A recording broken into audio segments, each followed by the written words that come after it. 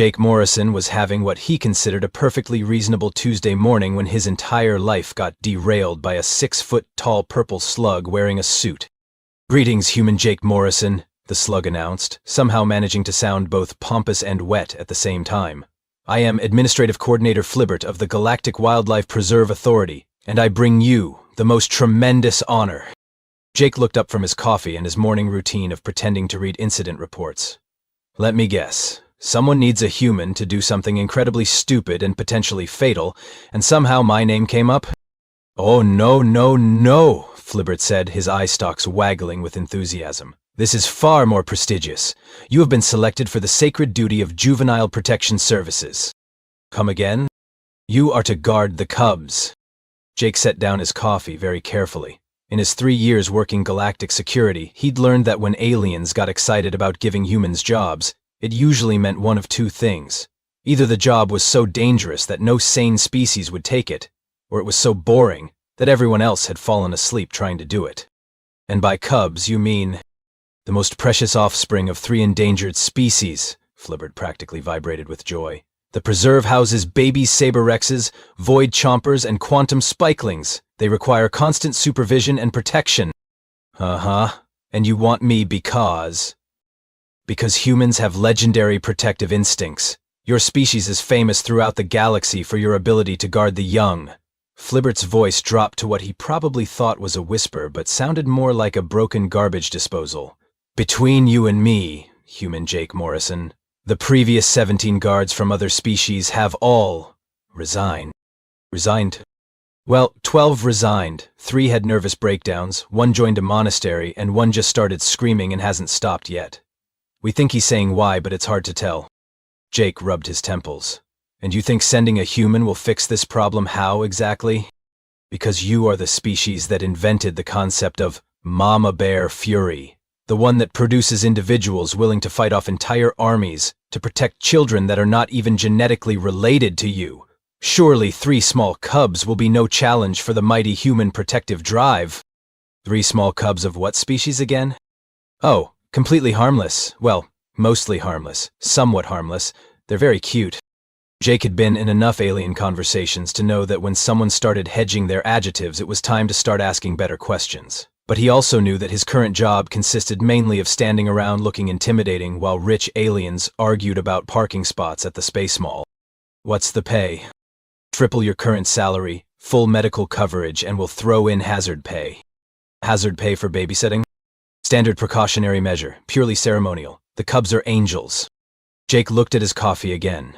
Then he looked at the stack of incident reports that definitely weren't going to read themselves. Then he looked at Flibbert, who was somehow managing to sweat despite being a slug. "When do I start?" "Immediately. The transport leaves in 1 hour."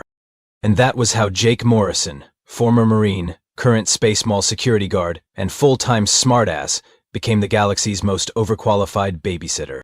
As Flibbert oozed away, muttering something about updating insurance policies, Jake couldn't shake the feeling that he'd just volunteered for something that was going to make his Marine Corps days look like a relaxing vacation. He was absolutely right.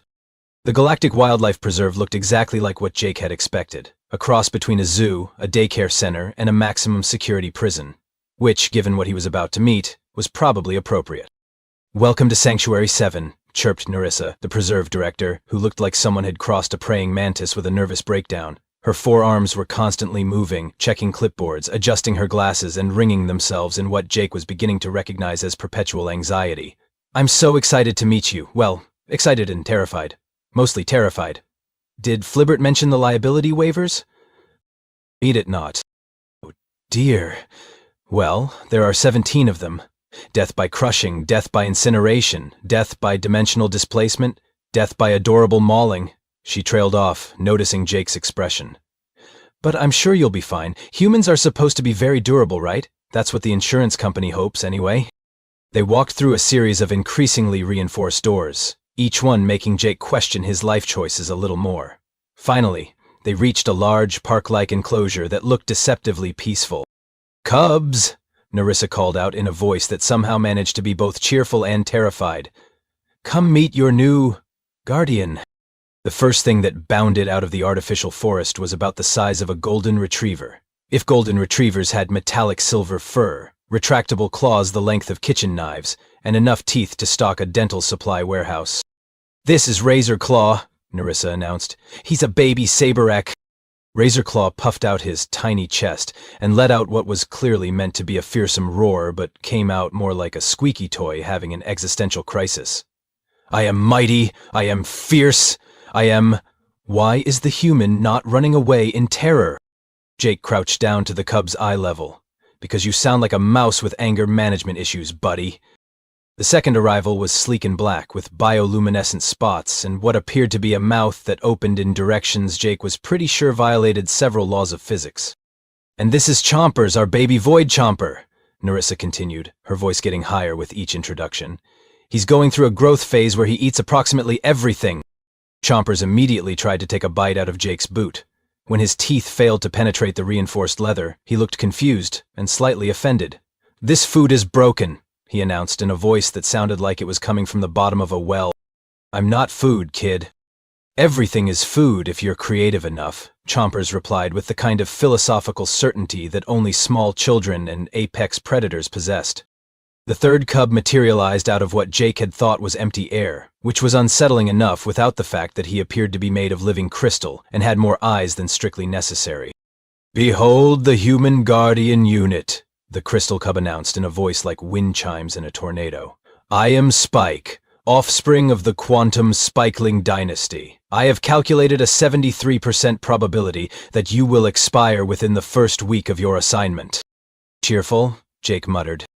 "I do not understand this human concept of cheerful," Spike continued, somehow managing to look thoughtful despite having a face made of geometric crystal formations. "However, I am curious about your species' apparent disregard for statistical probability. Most sentient beings would flee upon learning of such odds." "Most sentient beings haven't spent 2 tours dodging actual bullets," Jake replied. "You three are definitely weird, but at least you're not trying to blow me up." "Yet," Chompers added helpfully. "We could arrange that," Razorclaw squeaked, trying to look menacing and mostly succeeding in looking like an angry kitten. Nerissa's nervous laughter reached a pitch that probably violated several noise ordinances. "They're just testing you. It's perfectly normal behavior. The last guard only cried for the first 6 hours." Jake looked around the enclosure, taking in the reinforced walls, the emergency exits, and what appeared to be blast shields disguised as playground equipment. Then he looked back at the 3 cubs, who were watching him with the intense focus of tiny predators sizing up their prey. "All right," he said finally. "Ground rules. I'm Jake. I'm here to keep you 3 alive and entertained. In return, you don't eat me, claw me, or phase me into another dimension. Deal?" The 3 cubs exchanged glances that somehow managed to be both adorable and ominous. "We accept your terms," Spike announced formally. "However, I should inform you that the previous guard's contracts contained similar clauses, and yet here I am and they're not," Jake interrupted. "Funny how that works." For the first time since he'd arrived, Nerissa looked hopeful. "You know, you might actually last longer than the others. The record is currently held by Guard Captain Blixtor, who made it almost 4 days before he started speaking in tongues." Jake was beginning to understand why the hazard pay was so generous. Jake had been on the job for exactly 6 hours and was starting to think he might actually survive this assignment when the universe decided to prove him wrong. The emergency alarm started blaring, with the kind of sound that suggested something had gone catastrophically wrong somewhere important. Nerissa's forearms went into overdrive, frantically checking multiple communication devices while her eyes darted around like pinballs in a hurricane. "Oh no, oh no, oh no," she chanted, which Jake was learning was her default response to anything more exciting than feeding time. "What's the situation?" Jake asked, while simultaneously grabbing Chompers, who had decided the alarm was a dinner bell and was trying to eat the speaker system. "Code Omega 7, Nerissa shrieked. "The Void Hunters have escaped containment." Jake paused in the middle of prying Chompers away from what was definitely not food. "Come again?" "The Void Hunters. They broke out of the maximum security facility on Station Prime. They're loose in the sector." Spike's crystalline head swiveled toward them with a sound like breaking glass. "Fascinating. The probability of Void Hunter escape from Station Prime was calculated at 0.003%. This is a statistically improbable event. Kid, when something has void in its name and it's described as a hunter, I'm pretty sure statistics go out the window," Jake replied. What exactly are void hunters? Razorclaw asked, for once dropping his fierce act and sounding like the concerned cub he actually was. Nerissa made a sound like a deflating balloon. They're only the most feared predator species in known space. They hunt in packs, they can track prey across multiple star systems, and they consider everything that breathes to be either food or sport. Usually both, Spike added helpfully. They are known for their practice of torturing prey for entertainment before consumption. Thanks for that, kid. Really brightening the mood. The communication device in Nerissa's upper right hand crackled to life. This is Transport 7 requesting immediate evacuation clearance. We're coming in hot with all available personnel. Jake looked around the preserve. All personnel? Well, everyone except you and the cubs, obviously, Nerissa said, as if this was the most reasonable thing in the world. The cubs can't be moved. Their immune systems are too delicate during development, and someone has to stay with them. And that someone is me? Well, you are the guardian. A familiar, wet, slithering sound announced Flibbert's arrival before they saw him. The administrative coordinator oozed into the compound at maximum slug speed, which was considerably less impressive than it sounded. Human Jake Morrison, he gasped, leaving a trail of bureaucratic slime behind him. Wonderful news. We're evacuating everyone to safety. The transport leaves in 20 minutes. Great, Jake said. Where are the cube carriers? Flibbert's eye stalks went in different directions, which Jake was learning meant the alien was about to deliver bad news. Ah, yes, about that. The cubs cannot be relocated during their developmental phase. Something about their molecular structure destabilizing if they're removed from their home environment. So we're leaving them? Oh, goodness, no. That would be against 17 different galactic protection treaties. No. Someone has to stay with them. Flibbert paused, seeming to realize what he was saying. Someone brave and capable, and preferably with excellent life insurance. Jake looked at the three cubs, who were watching this exchange with the focused attention of small creatures who understood that their lives were being discussed. Then he looked at Nerissa, who was practically vibrating with panic. Then he looked at Flibbert, who was trying very hard not to make eye contact. You're telling me that the most dangerous predators in the galaxy are heading this way, everyone is evacuating, and you want me to stay here with 3 baby alien death machines? When you put it like that, it does sound rather unreasonable, Flibbert admitted. How long until the Void Hunters get here? Spike's eyes flickered as he accessed some internal database. Based on their last known trajectory and typical hunting patterns, approximately 4 hours and 37 minutes. And how long for backup to arrive? Assuming they can organize a military response and travel time. Spike paused. Approximately 12 hours. Nerissa made a sound like a tea kettle having a breakdown. You have to come with us. No one expects you to fight Void Hunters. That's what militaries are for. Jake looked around the preserve again. It was a nice place, all things considered. Lots of hiding spots, plenty of equipment, and surprisingly good structural integrity. Plus, the cubs were kind of growing on him, even if Chompers had tried to eat his lunch and Razorclaw kept challenging him to combat. No, he said finally, I think we'll stay. The silence that followed was the kind of complete quiet that suggested everyone present was questioning either Jake's sanity or their own hearing. I'm sorry, Flibbert said slowly. Did you just volunteer to fight the most feared predators in the galaxy, alone? To protect 3 cubs that aren't even your species? Jake shrugged and started walking toward what looked like a supply closet. Someone's got to do it. Besides, how dangerous can they really be?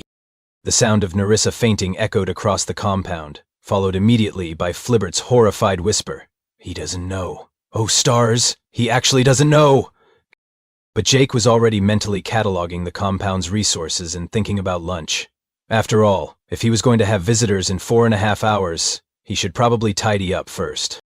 20 minutes after the evacuation transport disappeared into hyperspace, Jake stood in the center of the preserve with a steaming cup of coffee and a maintenance manual, watching 3 alien cubs attempt to help with his preparations.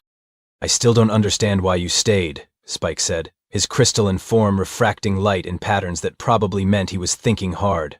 The statistical probability of survival against Void Hunters is approximately… Kid, if I wanted to hear about statistics, I'd have stayed in school.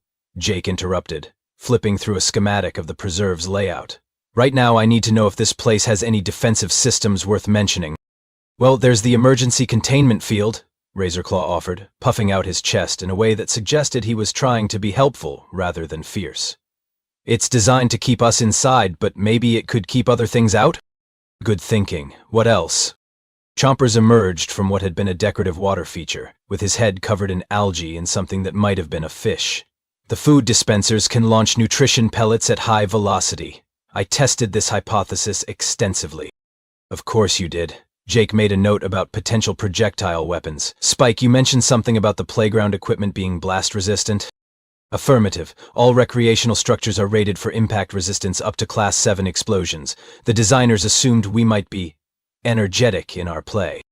Jake looked at the playground equipment with new eyes. What he'd taken for jungle gyms were actually reinforced metal frameworks. The slides were made of some kind of composite material that could probably stop small arms fire. And the sandbox was clearly designed to contain more than just sand.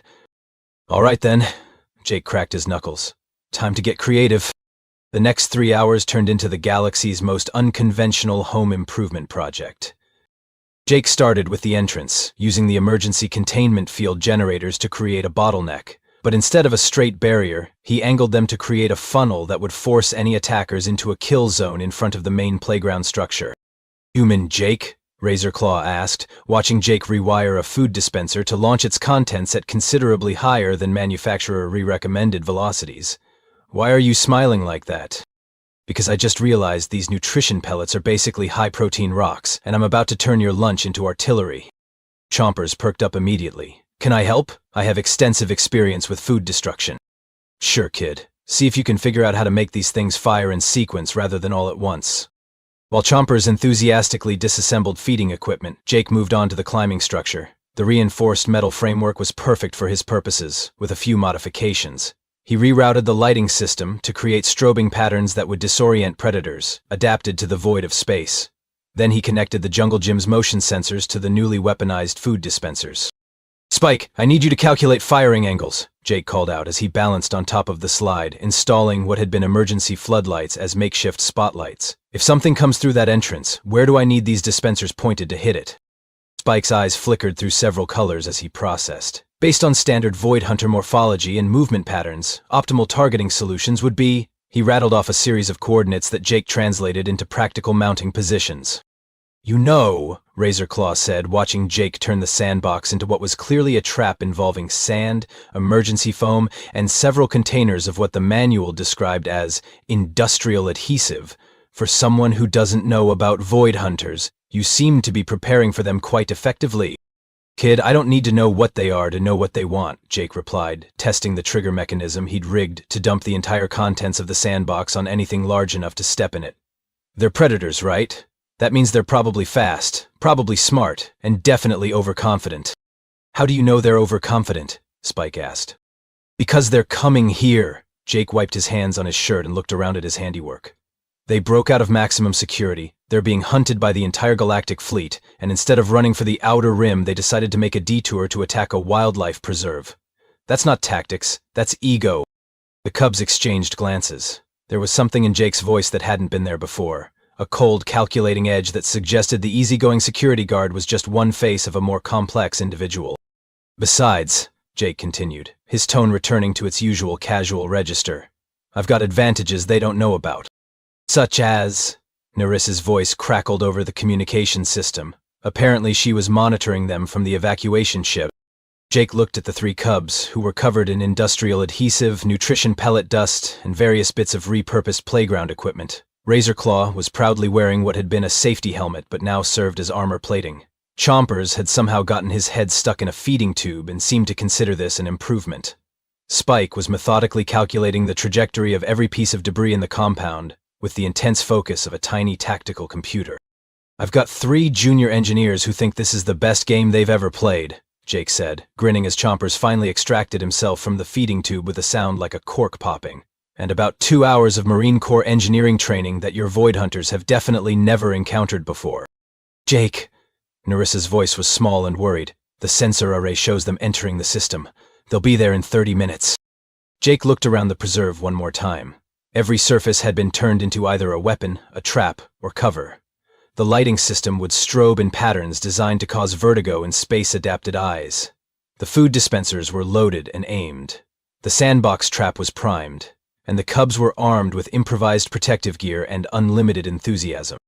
Perfect, Jake said, settling into what had been a bench but was now a command post overlooking his improvised fortress. Right on time. Chompers, you remember what happens when something big comes through that entrance, right? I activate the emergency foam system and then hide behind the blast barrier. And Razor Claw? I trigger the sandbox trap and then retreat to position 2. And Spike? I coordinate targeting data and provide tactical analysis from the reinforced observation post. Jake nodded approvingly. And if things go really wrong? We hide in the emergency bunker and let you handle it, all 3 cubs chorused. Good. Now, who wants snacks? We've got about 20 minutes before the galaxy's most feared predators show up. And I don't know about you guys, but I fight better on a full stomach. As Jake distributed what appeared to be military rations from his personal supplies, the cubs began to understand that their human guardian wasn't just refusing to abandon them, he was looking forward to the fight. Human Jake? Razorclaw asked quietly.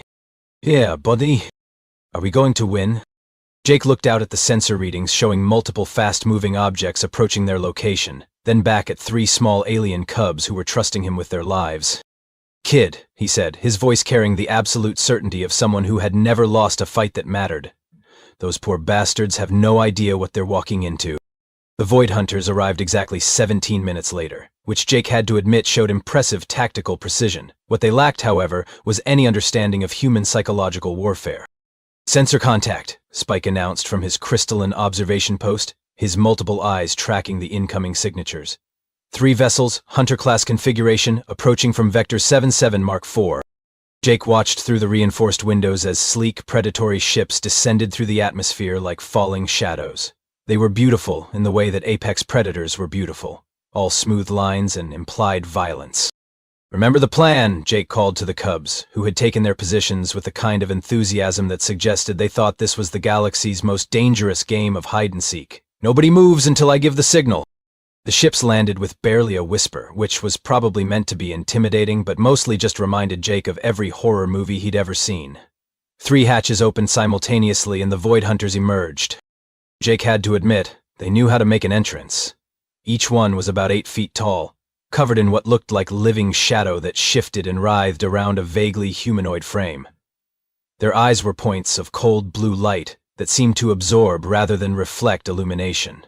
They moved with the fluid grace of creatures born to hunt in zero gravity, and every step they took seemed to drain a little warmth from the world. Jake murmured to himself. So that's why everyone was so worried. The lead hunter raised its head and spoke in a voice like cosmic wind through dead stars. We seek the young ones. Surrender them, and your death will be swift. Jake stepped out of cover, coffee mug still in hand, and gave them his best customer service smile. Sorry, guys. The cubs are under my protection. You're going to have to leave. The 3 hunters exchanged glances that somehow managed to be both alien and distinctly amused. You are human, the leader observed. A young species, you do not understand what we are. Sure I do, Jake replied, taking a sip of his coffee. You're space bullies who pick on kids. We had guys like you back on Earth too. They usually didn't like it when someone picked back. The hunter on the right made a sound that might have been laughter if laughter could freeze the air around it. We have consumed the fear of 1,000 worlds, little human. We have turned mighty warriors into gibbering prey. What could one soft creature from a backwater planet possibly do to... That was when Jake triggered the first trap. The sandbox erupted in a fountain of industrial adhesive and emergency foam that caught all 3 hunters in an expanding cloud of sticky, hardening polymer. The lead hunter snarled and began to phase through the foam. Apparently, living shadow had its advantages. Ah, Jake said conversationally. Good to know. Spike, activate the strobing lights. The preserve immediately turned into a disco from hell as every modified light fixture began flashing in patterns specifically designed to disorient creatures adapted to the steady darkness of space. The hunters stumbled, their shadowy forms flickering and destabilizing as their visual systems tried to cope with the assault. Now that's more like it, Jake grinned. Chomper's foam system.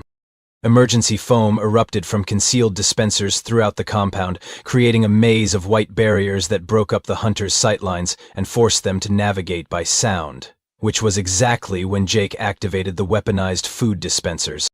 The first volley of high-velocity nutrition pellets caught the lead hunter's center mass with the sound of a machine gun firing health food.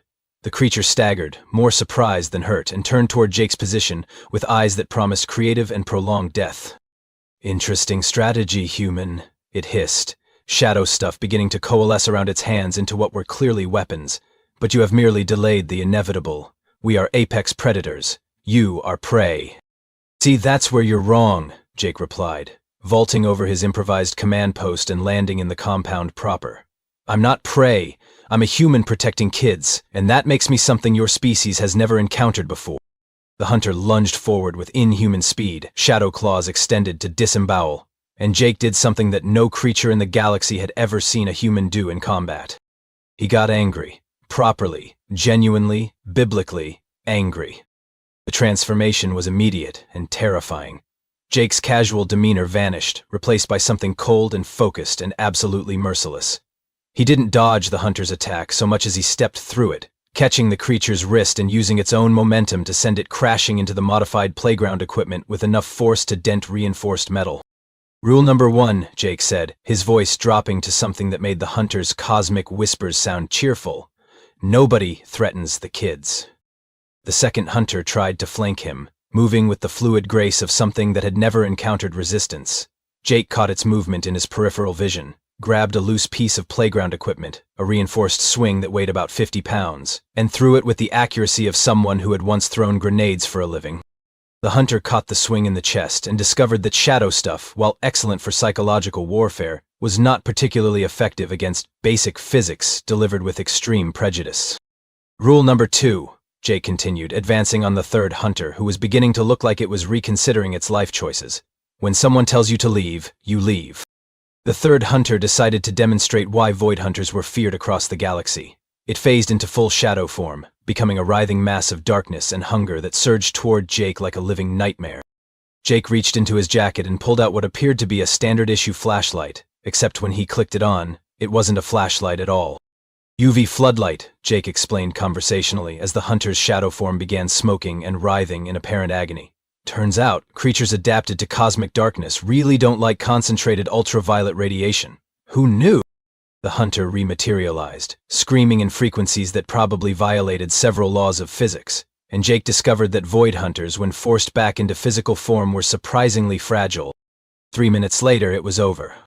The first hunter was unconscious, wrapped in so much emergency foam that it looked like a very angry, very dangerous burrito.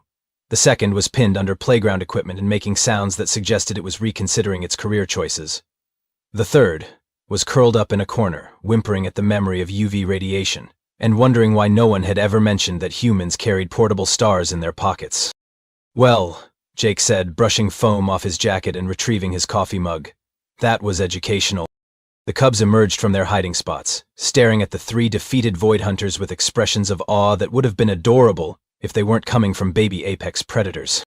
"Human Jake," Razor Claw whispered, "you just defeated the most feared predators in the galaxy."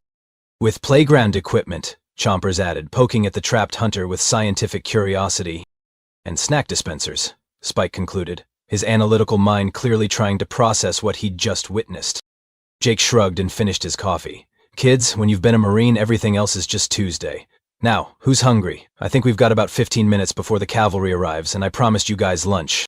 As sirens began wailing in the distance and rescue ships appeared on the horizon, Jake looked around at his improvised fortress, 3 adoring alien cubs, and the galaxy's most feared predators, currently experiencing the indignity of being defeated by recycled playground equipment. "You know what?" he said to himself. "I think I like this job." The Galactic Defense Force arrived in full battle formation, which meant approximately 200 heavily armed ships, 3 battlecruisers, and enough firepower to sterilize a small moon. They were prepared for a desperate rescue mission against the galaxy's most feared predators. What they found was Jake Morrison sitting on a park bench, sharing what appeared to be peanut butter sandwiches with 3 alien cubs, while 3 void hunters sat nearby in various states of defeat and existential crisis. Admiral Korath, a 7-foot-tall reptilian with more medals than seemed physically possible, was the first to disembark. He approached the scene with the cautious steps of someone who couldn't quite process what his sensors were telling him. "Human Morrison," he said slowly. "Our scanners indicate 3 void hunter signatures in this location. Are you having a picnic?" "Lunch break," Jake corrected. offering half a sandwich to Chompers, who examined it with the intense focus of a food scientist. The kids worked up an appetite during the excitement. Admiral Korath looked at the three Void Hunters. The first was still mostly wrapped in hardened foam, making muffled sounds that might have been threats or might have been requests for therapy. The second was sitting in what appeared to be a meditative pose, staring at nothing and occasionally whimpering. The third was curled up in a corner, flinching every time anyone turned on a light. "You defeated them?" the Admiral said, and it wasn't quite a question. "The Bai were bothering the kids," Jake replied, as if this explained everything, which from his perspective it probably did. Spike looked up from his sandwich, his crystalline features somehow managing to express profound confusion. "Admiral Korath, I have been analyzing the tactical data from our encounter, and I believe there may have been a fundamental miscalculation in our understanding of human capabilities." "How so?"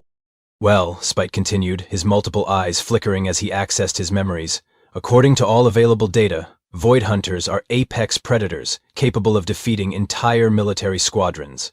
However, Human Jake defeated them using recreational equipment and snack dispensers." Razorclaw nodded enthusiastically, still wearing his improvised helmet armor. "It was amazing. He turned our playground into a fortress, and then he got this look in his eyes, and suddenly the scariest things in the galaxy were running away." "Well, not running exactly," Chompers added with scientific precision. "More like crawling and whimpering, but the effect was similar." Admiral Korath sat down heavily on what had been a decorative rock, but was now clearly part of an elaborate defensive position. "Human Morrison, do you understand what you've done?"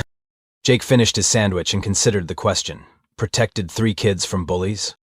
You've single-handedly defeated the most feared predator species in known space, using playground equipment. And snacks," Jake added. "Don't forget the weaponized snacks." A new voice crackled over the communication system. "Flibberty still aboard the evacuation ship." Admiral, I think there might be something you should know about why we selected Human Morrison for this assignment." The Admiral's scales rippled in what Jake was learning meant either confusion or impending dread. "Explain." "Well, you see, we've been monitoring human military records since their species joined the galactic community, and we noticed some interesting patterns. Specifically, humans exhibit what their own military calls force multiplication when protecting non-combatants, particularly juveniles." "Force multiplication?" Nerissa's voice joined the conversation, still high with residual panic, but tinged with something that might have been awe. "It means they become exponentially more dangerous when something threatens creatures they've decided to protect. We thought it was exaggeration in the reports, but—" She trailed off, looking at 3 Void Hunters who were clearly reconsidering every life choice that had led them to this moment. Jake stood up and brushed crumbs off his jacket. "Look, I don't know about force multiplication or any of that. All I know is that these 3 kids needed someone to watch out for them, and those guys," he gestured at the defeated hunters, "decided that wasn't going to happen. So I corrected their misunderstanding." "Corrected their misunderstanding," Admiral Korath repeated slowly. "With extreme prejudice," Spike added helpfully. One of the Void Hunters, the one who wasn't wrapped in foam or having a psychological breakdown, looked up at Jake with eyes that held something that might have been respect mixed with profound terror. "Human," it said in its cosmic whisper voice, "we have hunted across 1,000 worlds. We have faced warriors, soldiers, and apex predators from every corner of the galaxy, but we have never encountered anything like that." "Like what?" Jake asked. "A creature that becomes more dangerous the more it has to protect. Your species, you do not fight for territory or resources or dominance. You fight for others. This is—" The hunter paused, searching for words. "This is incomprehensible to us." Jake shrugged. "Seems pretty straightforward to me. Someone threatens kids, you stop them. Basic adulting." The hunter made a sound that might have been laughter, if it hadn't been so full of existential horror. "We will carry word of this encounter to all our kind. The humans are not prey. The humans are—" It struggled with the concept. "The humans are something else entirely." Admiral Korath stood up, his expression thoughtful. "Human Morrison, I think you should know that this incident is going to change how the galaxy views your species." "How so?" "Well, up until now, most civilizations saw humans as the friendly newcomers, adaptable, creative, but ultimately harmless. After today," the Admiral gestured at the scene around them, "after today, every predator species in the galaxy is going to know that humans are the creatures who will turn playground equipment into weapons to protect cubs that aren't even their own species. Jake looked around at the preserve, taking in the makeshift fortress he'd built, the 3 cubs who were looking at him with expressions of pure hero worship, and the 3 void hunters who were clearly planning to find new careers in something less dangerous, like bomb disposal or volcano surfing. Good, he said finally. Maybe now bullies will think twice before picking on kids. Chompers looked up from where he'd been attempting to eat his sandwich wrapper. Human Jake, does this mean you're going to stay and be our guardian forever? Jake crouched down to the cub's eye level, his expression softening back into the easygoing security guard they'd first met. Well, buddy, I've got to admit, this is the most interesting job I've ever had, and the pay's pretty good. And someone's got to make sure you 3 don't accidentally eat anything important. Like the communication system? Spike asked innocently. Like the communication system, Jake confirmed, noticing that several pieces of electronic equipment now bore small bite marks. Razorclaw puffed out his chest with pride. We have the most dangerous guardian in the galaxy. Nah, Jake said, ruffling what passed for the cub's fur. I'm just a guy who takes his job seriously. The dangerous part only happens when someone threatens you kids. As rescue crews began cleaning up the aftermath, and the Void Hunters were led away to what would probably be the galaxy's most uncomfortable debriefing session, Admiral Korath approached Jake one more time. Human Morrison, I have one more question. Shoot. How did you know the UV light would work against them? Jake grinned and pulled the modified flashlight from his jacket. I didn't, but I figured creatures called Void Hunters probably spent most of their time in dark places, and everything that lives in the dark hates bright lights, so I brought the brightest light I could find. You gambled?